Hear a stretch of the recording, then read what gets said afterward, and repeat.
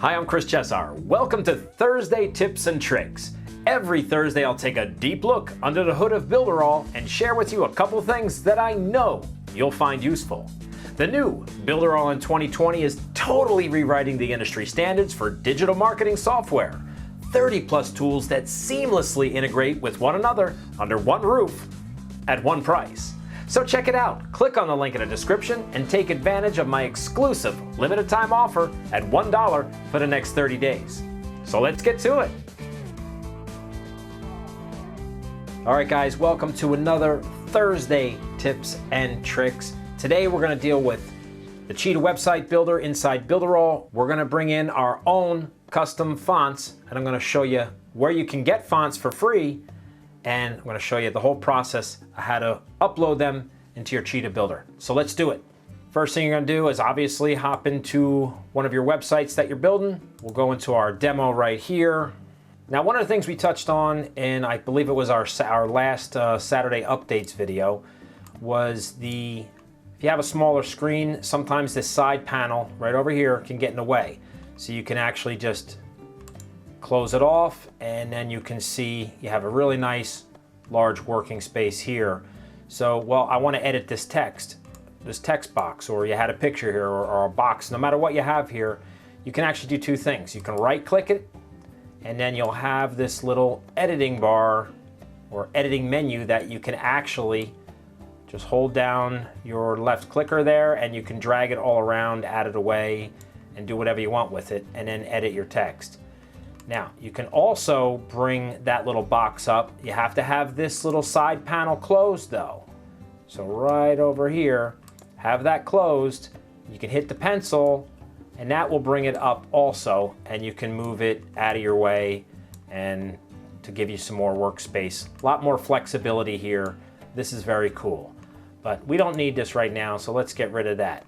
What we're gonna talk about is right up in here. So we're going to click on this little A thing, and you can upload your fonts if you want to. And these are all your global settings for your website. Before we go ahead and upload our new font, we have to find a place to get our fonts. So a free place that you can go to get some pretty cool fonts, and I'm sure there's other places too, and this one is free, but I'm sure there's other ones that are paid options too, so here it is, 1001fonts.com. I'll put that below. I'm not affiliated in any way with this. It's all free anyway. And you can scroll down here and see the different fonts. So if there's something that you really wanted in here, you could download it. So I'm going to download, looks like it's the top is for download. I like this vintage letters one. So I want to download that one here. It's going to download a zip file. So let's just pop this over here, and we'll open that up here. And we don't need that one. No, we don't need that. All right, so let's make a new folder for this. We'll make a master folder for fonts. Let's just make it custom fonts. And then inside that custom fonts, we will name this whatever the name of this font is that we're bringing in. And it is Vintage Letterpress Blocks. So now you have a nice organized place to drop all this stuff in. So you're going to take all three of these things out of this zip file that you just downloaded. And we'll bring them right in. And boom. You got that taken care of. All right, so we're going to close that folder out. Now we have that wherever you want to put it. Custom fonts right up here. All right, so we downloaded our custom fonts. Now we're going to go right up here on this button here. So that's up on the A here. Click the A, and right up here, upload your font. Let's do that. The font name. Well, I'm not sure if we have to put this in, but I already copied it, so let's put it in. And that's the Vintage Letterpress Blocks. Now we're going to choose the file that we want to bring in. So we choose the file. It's going to open up. You can make sure you're clicked on your desktop and you have your custom font file. And we will double click that, open up the folder, and it has a default already what Cheetah is going to bring in. Remember, we out of the zip file, we brought in three files, but Cheetah's only recognizing the one. So let's bring that one in. And we'll save as a personal font. You see down here, successfully is happening. I'm just gonna save this to be safe. And then I'm going to refresh. And you might not have to do this, but I figure what the heck, let's try it. All right, click on the big A up here, the global fonts, and now let's check if this font is available. Now it won't go into alphabetical order right now as of this filming, but it should be on the bottom. And there it is. Vintage letterpress blocks. Awesome. That's that. Click on the A. Now let's get rid of this text. Let's add a new text block. And there you can see the H1 looks like this. Let's bring that in. And there you go. Actually, I kind of like this font. It's pretty cool. And that is how you download a custom font from 1001fonts.com, whatever it is, and then that's how you also upload them to your Cheetah website builder. Very cool. So let's move into this next thing. You're just like wondering, hey, how did this button get here? Well, I was just kind of practicing. I cut the tape and I was practicing. I threw a button in here, and I'm going to show you how you can do where somebody can push the button, click on the button, and it will actually call the number that you put in there, or it'll send a text, or you can send it to your WhatsApp app. So that's kind of cool. So I didn't really know about this. I didn't really know how to do it before, but I do now, and I wanted to share it with you. So what you would do, you drag a button in, pretty simple to do. So add, you know the drill, add element, and we'll drop a button. Now you can do this with anything. You can do it with a picture, you can do it anything you want. So it's just an action that you're putting to this particular element. So let's say you wanted a call now button. So you make your call now button, and you guys already know how to change the headline on a button. So over here you're editing, and you would change the headline. You type what you want in there, and you can change the font. You can change the font size on desktop, and you can also change the font size on the mobile. But I like to do that when I'm inside mobile so I can see what my button looks like there. And then obviously you can change the color of your text as well. So we'll just make it black. You can see how that's done. Done, okay? All right, so let's make this a call button where it calls my phone number. So we come up here to set link, the little paperclip thingamadiggy. Click there. And then right now it's set to page. When you first do this, it most likely will be defaulted to the web up here. But we want to look down here because we want to make this call a phone number when somebody clicks on this button. So we're going to click on phone, and then you're going to get these little things to answer. Now, I'm not sure if this is, as of this filming, this is completely the way it's going to be, but you can select a mask to put your phone number. So I'm going to pick the USA. There's Brazil, USA, and then they have the +1, and that you can put in here, or you could put no mask. 1, 2, 3, 4, 5, 6, 7, 8, 9, 0. Let's just say we did it this way. USA works the same way. You can see it took the little dash out the way I have it here. So if I went with no mask, see my dash came out, I'm going to put it back in. So that's the way I would do it. No mask, have my phone number, and then when the visitor clicks on this button, it will call me. So that's a pretty cool little feature. Now you also have these here. You could send a text message, or you can do a WhatsApp message. So you would just have to put your number. If you have the WhatsApp app, you could put your WhatsApp ID number, which is your phone number. So you could do that right in there. So let's just stick with phone call, and we will hit select right down here. Select is kind of like save.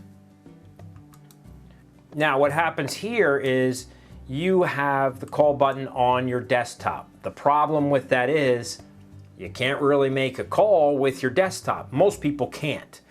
So the average person would have to, when they click this button on desktop, Google, if you're on Google Chrome, it would ask you probably to connect with some sort of app to make the phone call through your desktop. So probably the best thing to do on your desktop is have your phone number there just in regular writing on your top header up here, and hide this on your desktop, but leave it on mobile. So you can actually hide this little eyeball here, hide element right there. We're gonna hide that.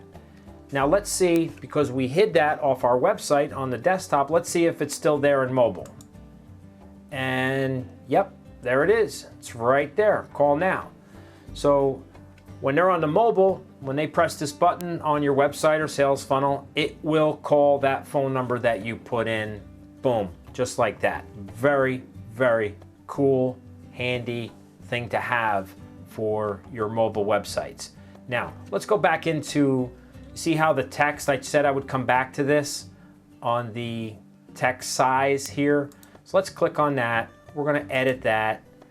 And you can see we still have the mobile size right here on our little editor.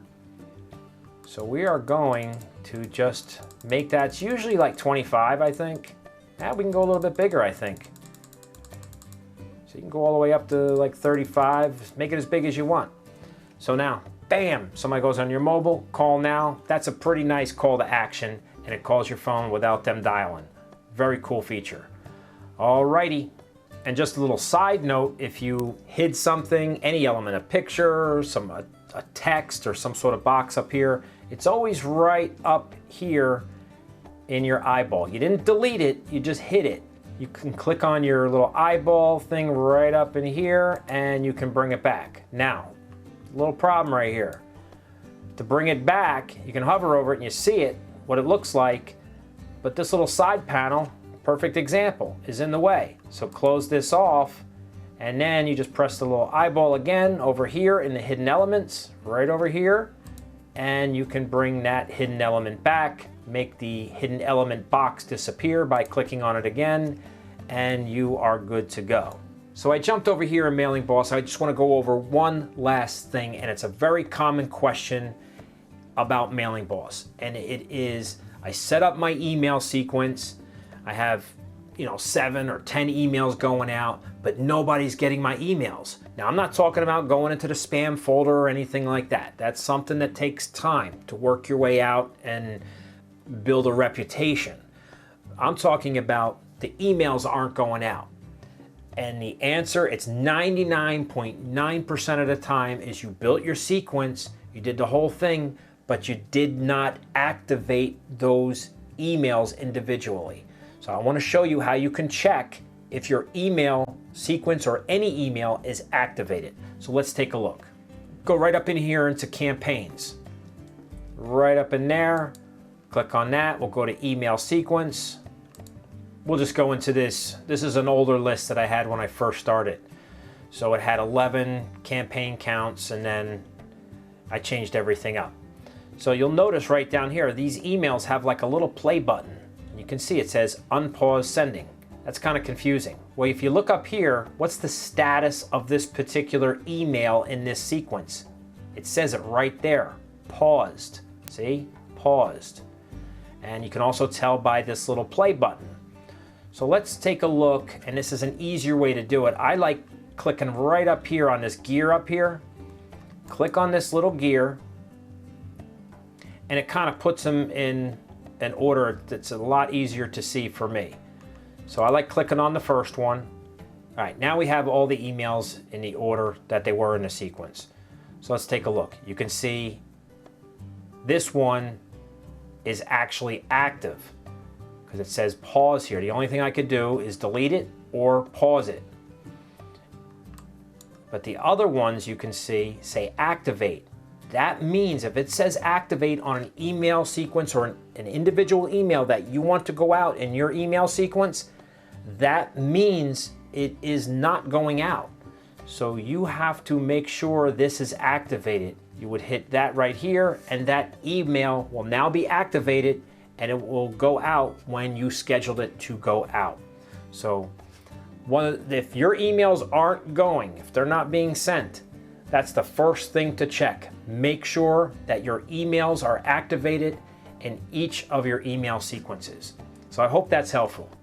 What is your favorite thing about Builderall? If you could put that in the comments, I would really appreciate that. If you have any questions or comments, please leave them below. I check them daily. And don't forget, if you haven't tried out the new Builderall in 2020, you can get it for a limited time at $1 for the next 30 days by clicking on the link in the description. Thanks for watching, and I'll see you on the inside.